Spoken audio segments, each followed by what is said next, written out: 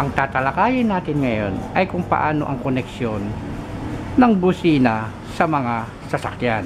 Ito ay truck, bus, kotse, jeep o motor.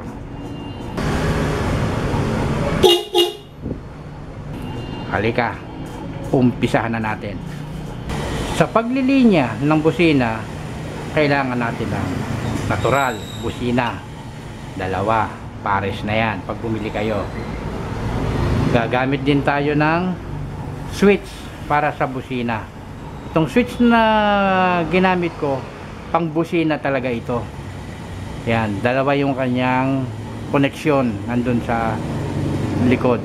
Gagamit din tayo ng relay, isang relay. Ito rin yung relay na ginagamit sa mga ilaw. Yan yung 4-pin relay.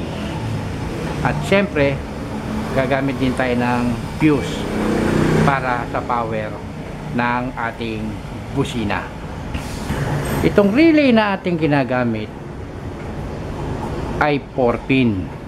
Meron tayong pin 30, pin 85, pin 86 at pin 87.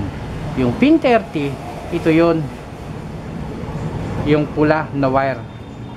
Pinagsama ko na sila yung pin 86 dahil papunta roon sa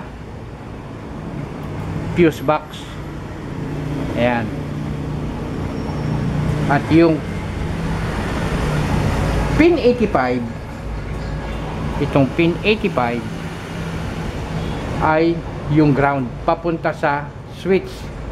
Yung isang connection niya pumunta rito sa switch at yung isa pumunta sa ground. Tandaan natin, itong aking wiring ng busina ay negative trigger.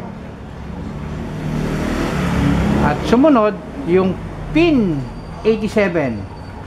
Yung pin 87, ito yon, orange, pumunta sa busina. Kaya pinagsama ko na sa isang wire yung dalawang koneksyon ng busina. Ang busina may dalawang koneksyon. Merong wala naman siyang polarity kahit magkabaliktad, yung positive at negative. Walang polarity yan. Kaya yung isa, yung wire, pinagsama ko na yung negative, ayun, papunta sa ground o yung sa inyong chassis. Dito sa akin, bus bar. Dito kumukuha ng ground lahat ng kailangan sa busina. Ngayon, subukan na natin.